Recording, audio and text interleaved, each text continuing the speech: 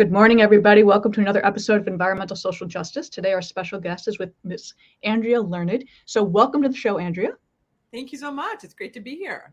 And we thank you for coming. So today's discussion, we are talking about the messaging of veganism, maybe cutting back on some meat. And you have your company Learned on. Did I pronounce that correctly? Yes. And you are an advocate for this. So please tell us everything why it's important. Well, big. Everything. Yeah. Well, I want to start by just saying that my work is in advising on climate influence, and what that ends up being is that my personal values, what I've come to be really involved in the climate action space, has put me into a couple of different categories of real behavior change. And that then becomes what I want to get more work in that space. So to the veganism, I went vegan about 5 years ago and was influenced by one particular person. And when I talk with people, I hear that a lot, that one particular person they know is vegan. They admire that person, right? That person seems fit, or that person seems happy, or whatever. Then you're like, what's your deal? And then you go, oh, they're vegan. And then you sort of, and so that, I find that to be true. For me, once I went vegan and I was in the climate action space and I worked with a lot of NGOs, I was like, I wonder if there's an NGO working on a plant-based food systems transition globally, et cetera. As soon as I went and looked for it, it was there. I contacted them. I started advising them. I worked with them for a couple of years. It's called 50 by 40, changing animal consumption and production 50% by 2040 with regard to social justice, biodiversity, emissions, animal welfare, all the things that going vegan really help. And so that's the background for me being involved in this. The other thing is that I'm heavy on my work in advising people, and kind of how I build my platform is I'm on Twitter a lot. And I started a hashtag called plant-based_climate as part of like grabbing and curating information and insight and research and companies that are moving forward. Or if I found a CEO who was vegan, I would, clap. Or if I found, so that's my platform. So plant-based for climate. And that's a particular thing too, you guys. A lot of people hear the word vegan and they just go, the animal welfare side of it kind of freaks them out. They don't want to step into it because they're afraid they won't do it right or whatever. And so it's hard for some people. Yeah. Yes. And scary. And they think they're going to do it wrong and people will say something. So I acknowledge that. And my path has been through health and climate. And only now am I really understanding the animal side. Do you want to pipe in, Joel? Well, I think one of the biggest issues I see for veganism is that, one, it's become a buzzword. It just has. And I think a lot of the fear comes from just having food options, because like we talked about before going on, I'm a vegetarian and I have been for a long time. And I remember years ago, you would get like the vegan cheese and it was disgusting. Yeah, it was like processed sand. I mean, it was gritty and gnarly and you're like, oh, I can't eat this. So I think there's been a lot of, I think, we're seeing the transition happening as far as like more plant-based foods coming to market. People are trying them and realizing, oh, this is good. We're not going to get into all of that kind of stuff, or it tastes good. But, and not that, but being able to go out to eat and seeing options on a menu, that's been a huge thing. Or just vegan or plant-based restaurants popping up more and more. I mean, it's, you can have more than just a salad and a piece of bread. It's kind of a nice change to see that the evolution has been happening.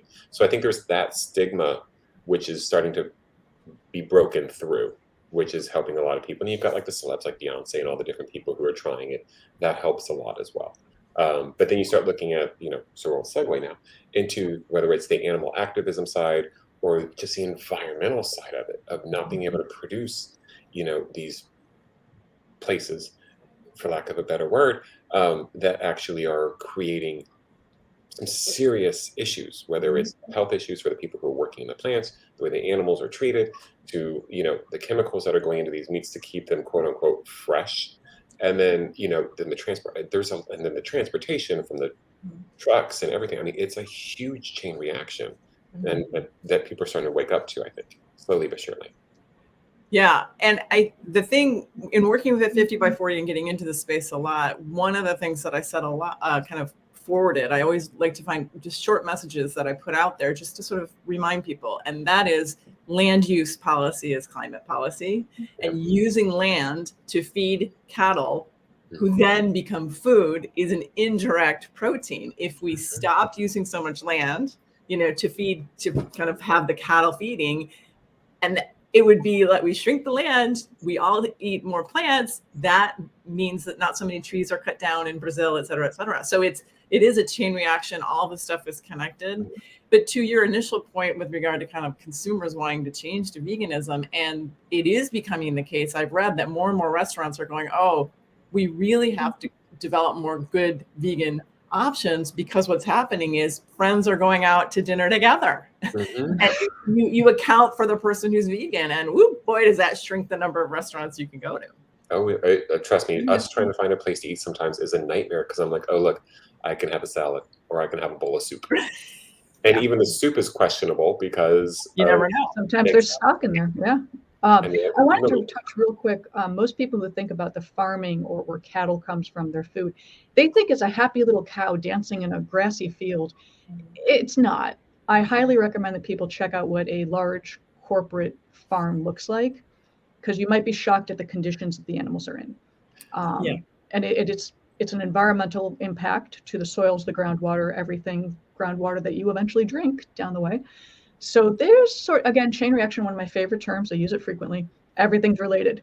So you have to be conscious. And that's what I love about what Andrea is doing, is focusing on everything at once, which is why I opened with big question. It is the big question. I'm going to put a plug in for a film that a friend of mine, Brian Kateman, who's the executive director of an organization called 𝑤𝒐𝒒𝒐, which I highly recommend as a resource for recipes, etc., if you're interested in reducing, right, your animal protein.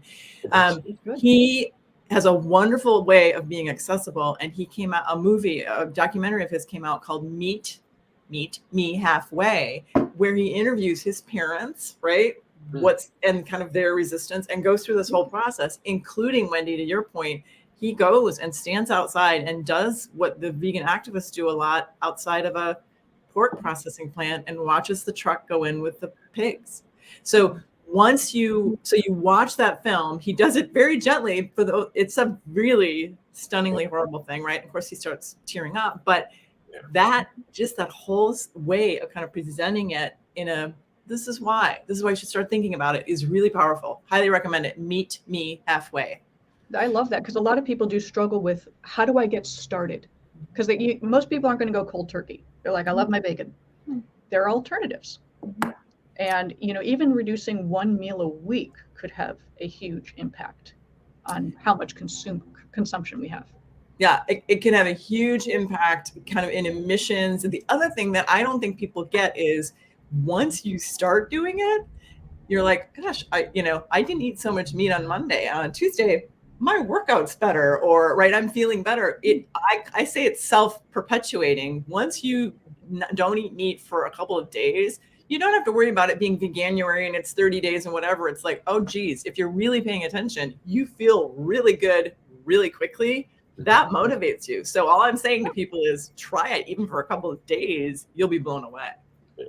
I think one of the hardest parts that I could see happening is when we start talking about the social justice aspect of things, is when you start getting into, there's neighborhoods where there's not even a grocery store.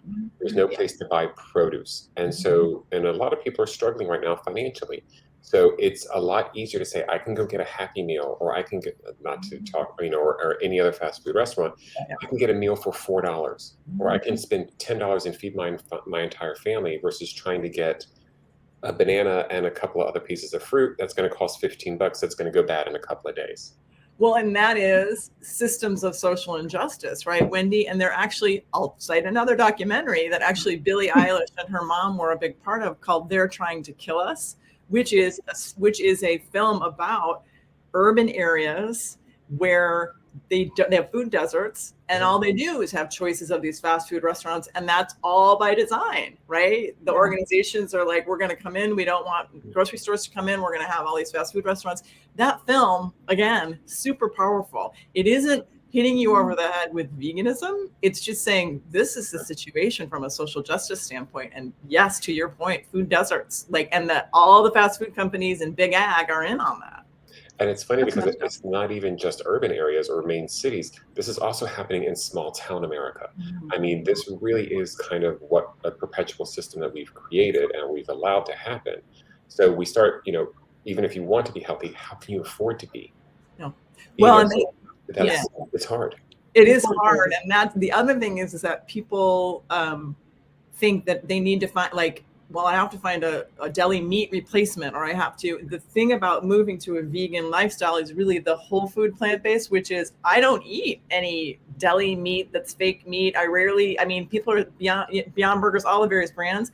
They aren't for people who are eating this way, because I eat big bowls of grain with green vegetables and beans, and I don't ever eat that stuff, right? Unless I go out to a restaurant. So people who are transitioning think that they need a one-to-one replacement, which these plant-based companies are helping with. But the secret is, once you kind of get past that, woo, your options are so much bigger. The food is so much better. It's incredible. And helping, and there are things like there are vegan sites that are literally about helping people find things that they can make vegan really inexpensively. So that, again, is a fallacy or a myth, because they look at the prices of X burger versus meat at the counter right now.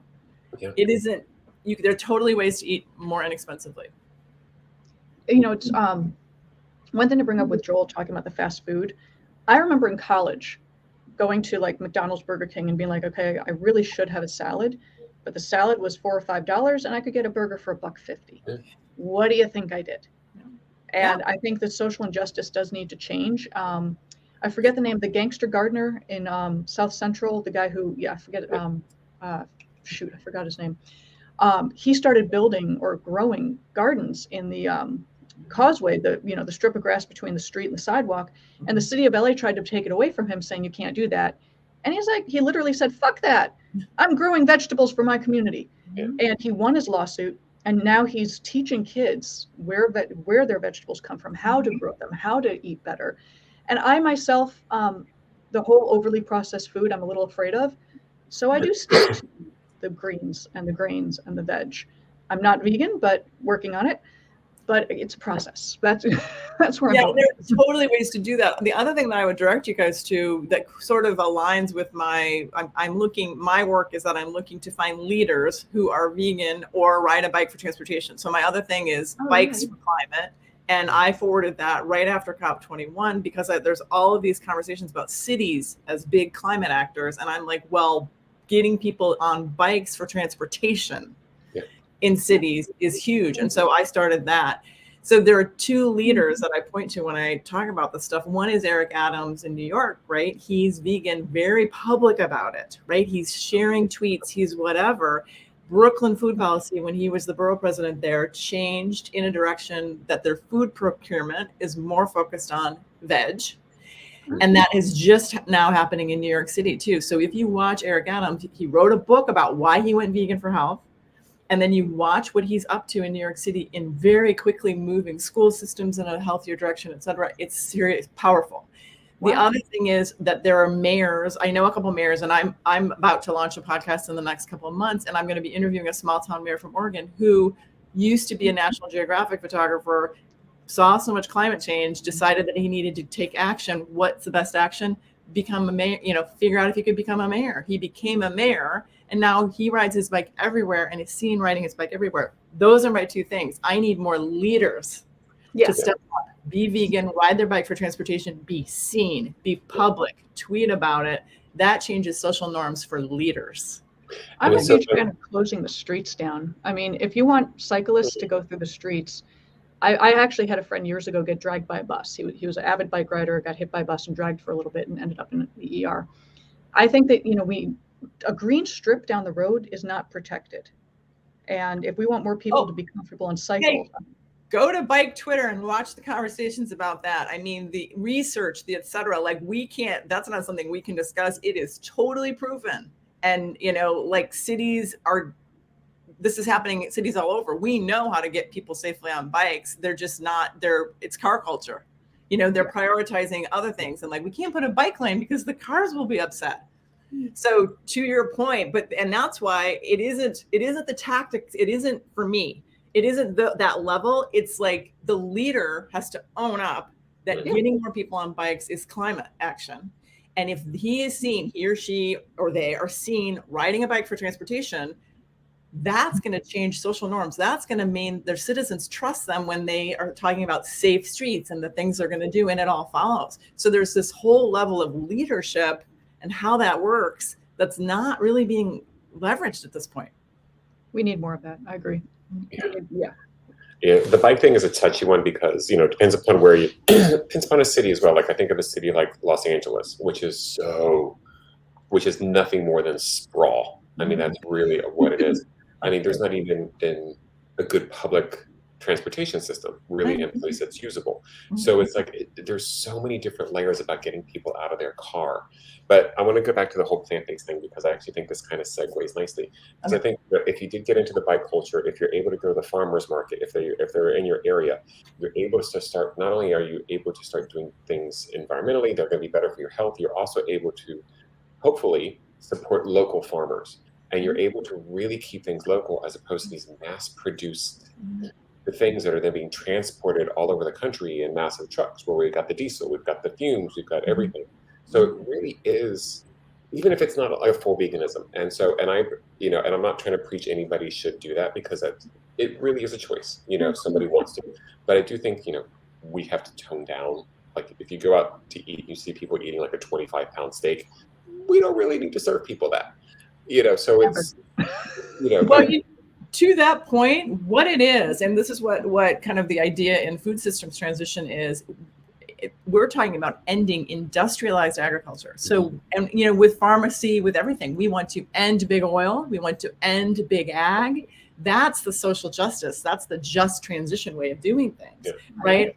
And so ending big ag is a big hashtag that I use a lot in that, because it's like we want to end the big 4 names that everyone knows. We want to end those and tag them. And I talk about naming and shaming. They're doing this all on purpose, right? So hashtag name and shame X brand for what they're doing, because they are. And so that's part of, I have influence. I'm kind of a climate influencer because I've been doing this for a while. So, excuse me, what I use my platform for is to be like, hey, I'm going to name and shame you. So one thing about being an advisor and not affiliated with a company directly is that I have a platform. You have freedom to do it. I have some influence, and so I use it, and sometimes it does something. So that's my call to everybody. Whatever platform you're on, use it to name and shame. And then name and fame those who are doing it well. Sorry. Oh, no, you're good. Because I can't remember when I was watching, but they did a whole thing on big ag. And, they were talking about it's not just, it's bigger of an issue than people think, from the way that the farmers are treated and how financially they can be held over a barrel. And just kind of, family farming is starting to go away because of the cost that they have to spend to do this. But then you also we're diving deeper into like, what does free range mean? And they talked to this one farmer and like, a free range chicken. Basically, I have to leave the doors open and leave like a 1-foot fenced in area that they can go out to. That's all that I have to do to call something free range. So it's like, we talk a lot about greenwashing, and this is an example of it because we're not being told the truth about what it really means on these labels that we're seeing. So I think for me, the biggest thing I think people can do is, if you want to go plant-based, do your research, or even if you're thinking about it, because it's like with anything in life, unless you're ready to make a change, ain't gonna happen. It's just not, and that's just truth, so, but I think if people are interested in it, there are resources that they can look into it, but also look at the implications of doing it. Look at how you can support a local business and just really put money directly into your community. These are things that we don't talk about when it comes to these kind of things. And I think those are important issues as well, is the financial implications for just your neighbor. Is huge. So that's my 2 cents. That's my soapbox. That's a lot. I tend to go on. No. Oh no, that's, and the social justice, I think the other thing is, I don't think until the pandemic, we were aware of what was going on in meatpacking. Right. So the fact that they don't really give a rip about their workers and they're putting them in that space, and the whole zoonosis, the connection of animals to and food to kind of passing along a pandemic is a whole other area. But the way that those workers were treated, that isn't the way if I were still eating meat, I would want anything to do with that. Yeah. And then I think about, the salmonella and all these different outbreaks that happen. And mind you, it happens in bagged vegetables as well. So there is no perfect scenario in my world, or it doesn't seem like it. But again, it does. It's, it's the animal treatment, it's the people treatment. It really is. It's kind of an all-encompassing issue for people. And it's a huge one, and you don't even know where to start. Yeah. Well, it's just consumerism out of control. Yeah. We want you to please start. At least have a conversation and think about it. It's like, if you're not ready to do a full change right now, maybe say, okay, maybe I can do something different. I can go to a farmer's market this week as opposed to spending money at my big box store. It may cost slightly more, but you're able to give back directly to a community. And there's so many different layers to looking at this issue. I mean, this could be a very long conversation. Well, the other thing that I was going to say quickly is that in terms of changing the way you eat and also starting to ride a bike for transportation, what you forget is that there are little ways to bring joy into your life. And with regard to mental health, going vegan and starting to ride a bike, the little bits of joy, and you don't even realize how the animal agriculture and kind of a chicken or dealing with meat and animals like that, it's kind of behind your head all the time. Once you sort of veer away from eating animal products, there's a whole kind of lightness. So mental health and joy that comes along with all these climate benefits and social justice benefits and environment, it's incredible. Physical benefit. If you go vegan and ride your bike everywhere, we would have a serious reduction in obesity, diabetes, hypertension. People just be happier, and just my personal opinion. And it's something that you could do at home. I mean, a lot of things you can grow at home. I mean, so it's like the cost savings. Or try and fail like I did.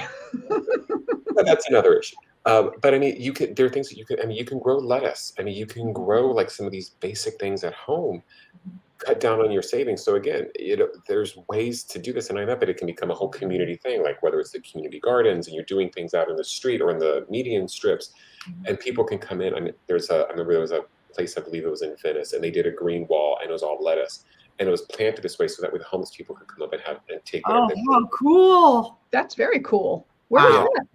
I can't. This was a couple of years ago. I remember reading about it. Oh my goodness! Or they did that one, or they would have the natural gardens, and the community would come together for big dinners, and so it's like the community aspect of this is something also to address, because we've become so disenfranchised from each other. It could be a way to bring people back together, which would be a lovely thing. Food brings people together, as do kind of riding bikes and being outside, waving at people and having conversations. When you're in a car, right, you can't do local shopping as much. If you're riding a bike by, you can be like, oh, I haven't seen that coffee shop, or oh, I haven't, right? So there's all there's this community stuff, and on Twitter, right? I've connected with so many people from across the world we call it bike Twitter.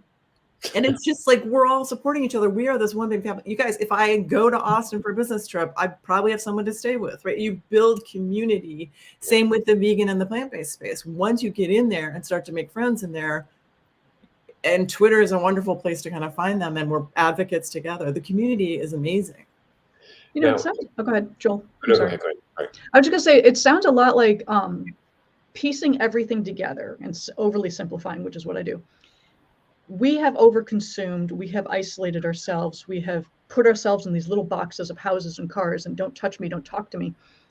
We need to go back to our grandparents, great-grandparents' days where you grew what you ate, you shared. Sharing is a big thing. I remember I have a friend who lives in the Azores, and when the pandemic hit, they were trading food from their fruit trees with people who had other stuff in the market because the shipment stopped. So I think we all need to take a big step back from where we think we're so cool and awesome in society and that we've grown so much. Yeah, we kind of didn't. We kind of messed it up. So we need to stop, take a breath, and rethink it. So how long have you been vegan now? I've been vegan for 5 years. A lot of vegans will know the exact date, but I'm kind of oblivious because I've been vegetarian. I just sort of got into being vegetarian. It wasn't a big statement, right? I just was for probably 10 years. And then when I went vegan, I just kind of, I'm vegan now, right? So I believe it's been 5 years. And did you find that the transition from vegetarianism into veganism, was it difficult? Like, what was your biggest challenge? It was super easy. And everyone who's kind of like me from vegetarian to vegan is real worried about cheese. Yes, that's me. You know, and I'm a cheese and crackers kind of person and whatever. And so that I was a little worried about that. And so once you get into it, you realize you do kind of convert yourself to cheese and hummus more, et cetera. But then ultimately what's happening now with plant-based cheeses are incredible. So, and that's the other thing, both with kind of bikes and whatever, it's like, now we have e-bikes, and now, you know, we're going to have more and more e-bikes, and it's going to be more accessible and they're more affordable. Same thing with these cheeses, the cheese options and the dairy, you know, the plant-based milk. So I just, you know, switched to almond milk, and then I realized it was not a good sustainability thing because there's so much water to grow the almonds. So now oat milk or flaxseed milk. So the options are amazing, and going, you know, getting away from dairy is not as hard as you think. I'll give you one more site. There's a site called Switch4, again, number 4, Switch4Good, that really helps people transition away from dairy. And to your point, I think that often is the hardest thing to even conceive of in going vegan. Yeah, I mean, I've recently tried oat milk and I'm loving it. That I'm actually really liking a lot. That's because I'm vegetarian. And so for me, the hardest part, it's exactly that. Cheese and dairy. Because I love my cheese and I love my ice cream. And I know soy ice cream is really good. I get it. Read there was oat milk ice cream sandwiches. I just read that sound amazing. So never mind. Don't worry. It's all there in your freezer right now, waiting for you. And I love ice cream sandwiches. I'm not going to lie. Just saying. Yeah. So as we wrap up, I just want people to know how they can find you or follow you or take your advice. So I know you've got your plant-based for climate, the number 4, the bikes for climate, and then your go ahead. if I on Twitter, Andrea Learned. So it's really easy to find me. LinkedIn, I think I'm the only Andrea Learned. You know, I've got a really kind of odd, you know, unusual name, so people can find me that way. Yeah, and then my Twitter profile, the link from my Twitter profile is my link tree, which goes to all sorts of podcasts I've done in the bike space, articles I've written about climate influence, a workshop I did on conversion stories of plant-based leaders, etc. So the link tree from my Twitter is a really good resource too. And I've looked at that link tree. There's a ton of stuff in there, guys. Like everything you could possibly think of, it's there. Good. Well, thank you. This has been awesome. So guys, just look up Andrea, try your best to be vegan, baby steps, every little bit counts, every little bit. Yeah. And find a community, and even one other person you can cheer each other on. It's really, really powerful. So it's so fun to talk with you both. Thank you. Really, I really appreciate the time. Well, thank you. You guys take care, and we will see you next time. Bye.